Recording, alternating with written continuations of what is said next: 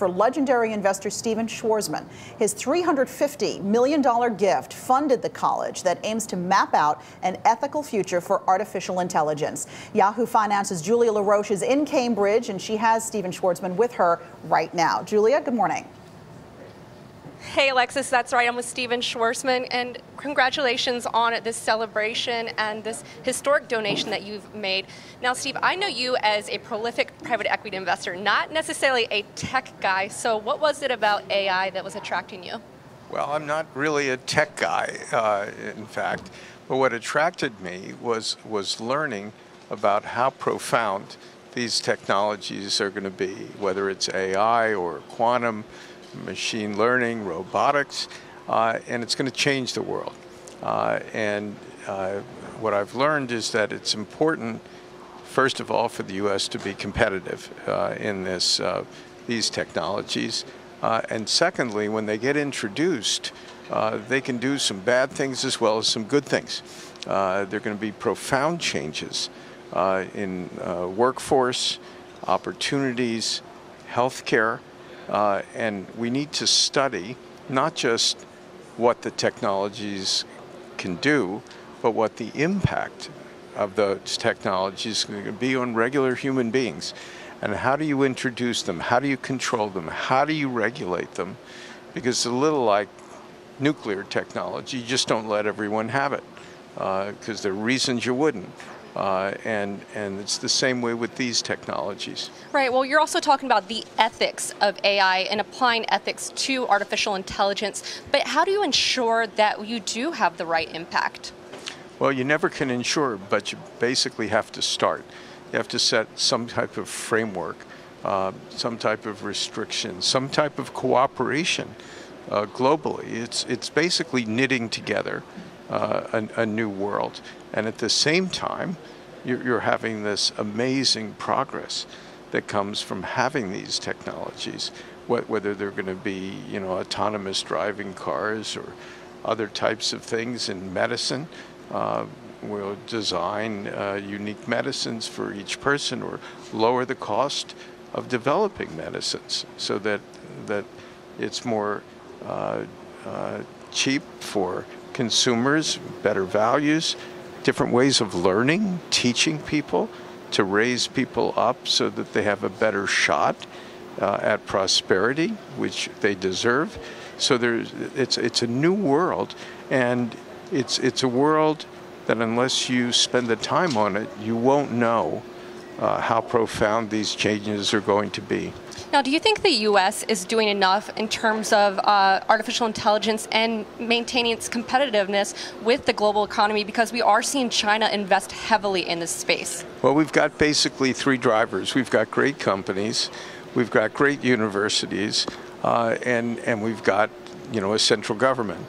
So as you look at these, it's hard to imagine our companies doing a much better job, but in effect, they need an appropriate regulatory framework for them to operate, and they want that. Our universities don't have enough money at the moment to train all the students who come into them to take their place in that workforce. And they also can do a better job with more money, with more people, to progress artificial intelligence and these other technologies. And the U.S. government has been a laggard. You're probably not old enough to remember, when President Kennedy decided to go to the moon. And that moonshot, which started, I guess he made that speech around 1962, and we got there in 1969, created huge numbers of new technologies, accidental technologies that got introduced to the regular world to make life better for people. And our government needs to get in the game. And I think from dealing with people in Washington where there's a lot of dysfunction, I hope there's not going to be dysfunction in this area, because everyone I talk to in the legislature, the Congress, as well as, at the White House, understands how profound these issues are and that we have to get in the game. if we get all three, elements, companies, universities, and our central government doing what they're supposed to be doing, then things will work out very well for the United States. If we don't do that, then we'll face challenges not from any one country, but from a variety of countries that are pursuing, these technologies. All right, I want to come back to AI in just a second, but while we have you, we have so many investors who are watching, and they also look to you. You run Blackstone, one of the biggest asset managers in the world. I want to get your reaction to the news that's coming out of Vietnam today. Trump ending that summit with Kim Jong-un early. What is your reaction to that? How are you assessing that when you're thinking about investing, and how are you thinking about that in relation to the U.S.-China trade negotiations that are going on? Yeah, well, the Vietnam meetings were unsuccessful. And, that happens sometimes.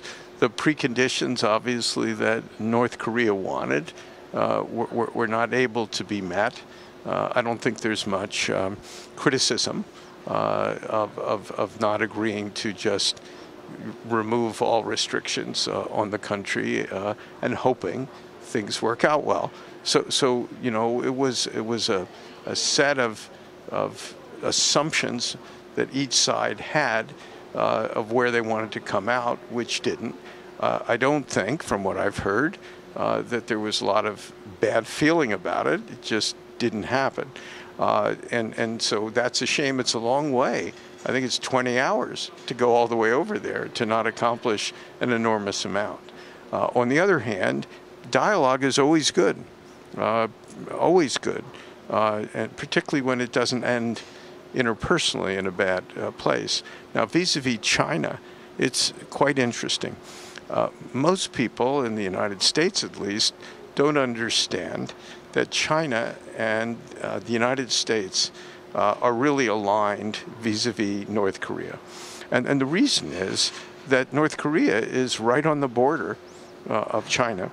And if anything goes wrong with North Korea from a military perspective, with nuclear weapons, that nuclear fallout is going into China. If there's any kind of military action, the Chinese are concerned that people in North Korea will just flee into China, and they don't want that to happen. So the U.S. and China both have the same objective of a denuclearized Korea Peninsula, and that didn't happen today. That was not a good event for China. It was not a good event for the U.S. And long term, actually, it's probably not a good thing for North Korea. But I think that China-U.S. trade discussions are unaffected by this. And in fact, it provides more commonality for the China and the U.S. side to get something done, because they're both going to have to deal with the North Korean issue.